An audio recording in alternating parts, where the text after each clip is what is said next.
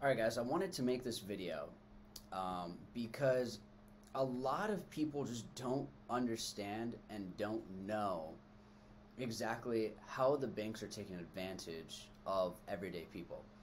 Now this is a European Parliament.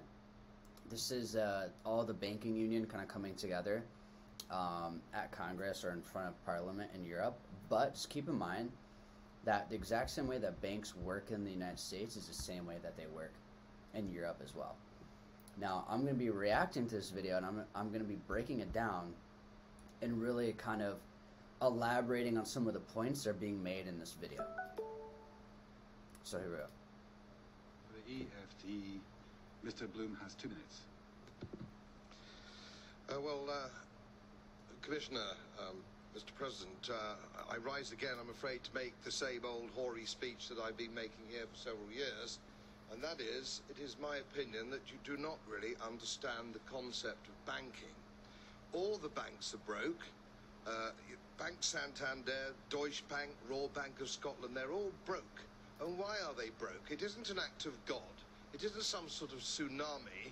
They're broke because we have a system called fractional reserve banking, which... Fractional reserve banking, right? I make videos about fractional reserve banking all the time. Now, why are the banks broke? Because they're lending institutions. They're not saving institutions. Most people think that their money stays in the bank. No, the banks make trillions of dollars off of your money. Literally, fractional reserve banking is, hey, all of us citizens, all of us people are lending the banks free money. It's basically free because they pay 0.01% interest. And we're lending them money super cheap, extremely cheap, basically free.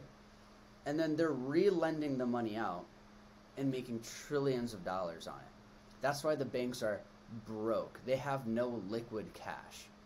I made a video of Soulja Boy the rapper going to his bank wanting to take out $100,000 in cash, and the bank was like, sorry, we can't. We literally only have $30,000 on hand.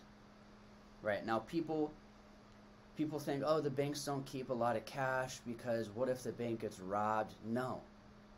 Hell no. That's not why banks don't keep cash on hand. It's because banks don't have money. That money is constantly always being lended somewhere else. Banks lend money from other banks, right? When you want to buy a car or something and you have to get approval and lending for, like, say you want to buy a Lambo, right? And you need like $150,000 from the bank to do that. The banks are literally lending from other banks. But listen to what this guy has to say. And he's literally telling, like, the commissioner of the European Union, you clearly know nothing about banking. Which means that banks can lend money that they don't actually have.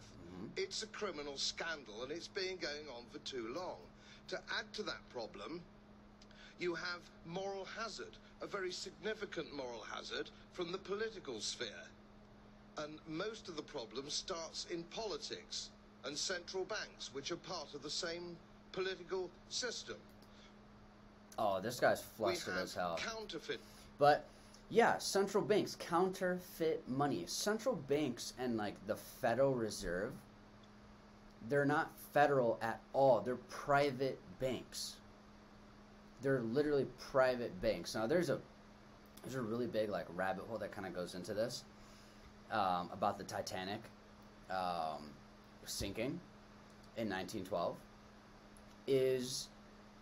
There was a group of people, very powerful, wealthy people, who were not wanting the Federal Reserve. And then there was J.P. Morgan and I forget the guy's first name, but something Vanderlip, not the Vanderbilts, Vanderlip, J.P. Morgan, and a group of other guys who did want the Federal Reserve, because the Federal Reserve is just their private central bank, and their central bank runs all of the other banks. And the reason why it says counterfeit money is because the Federal Reserve is just printing fiat money, fake money, and they throw that money into circulation. Sometimes called quantitative easing, but counterfeiting by any other name. The artificial printing of money, which if any ordinary person did, they'd go to prison for a very long time. Yep. And yet governments and central banks do it all the time. Central banks repress the amount of interest that rates are, so we don't have the real cost of money. And yet we blame the real retail banks for manipulating LIBOR. The sheer effrontery of this is quite astonishing. It's central banks.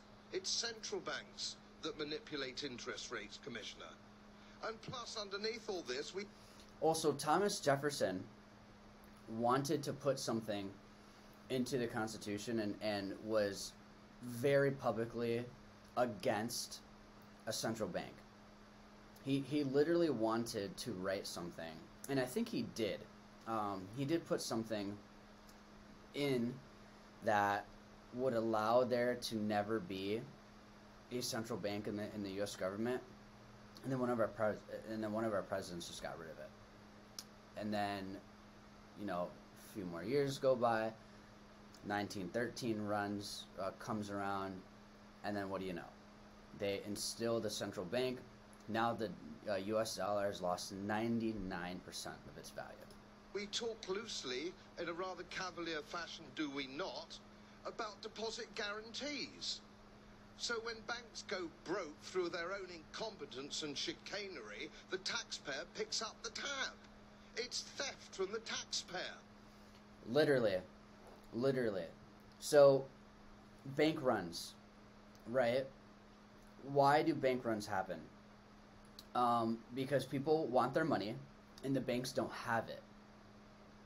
And then the bank collapses.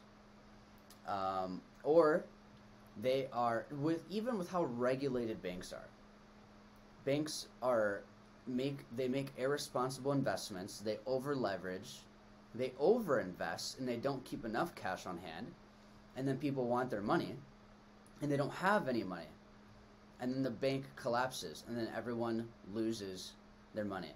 And then the FDIC comes in and insures those people that money that the taxpayers pay for. The banks don't even pay for that. The government steps in and just pays everyone their $250,000 out of taxpayer money. So they're able to be, they're able to do whatever the hell that they want with our money, make trillions of dollars off of our money. And then when they over leverage and the banks fail, we're the ones to pick up the tab. This guy's calling it theft. I'm calling it theft.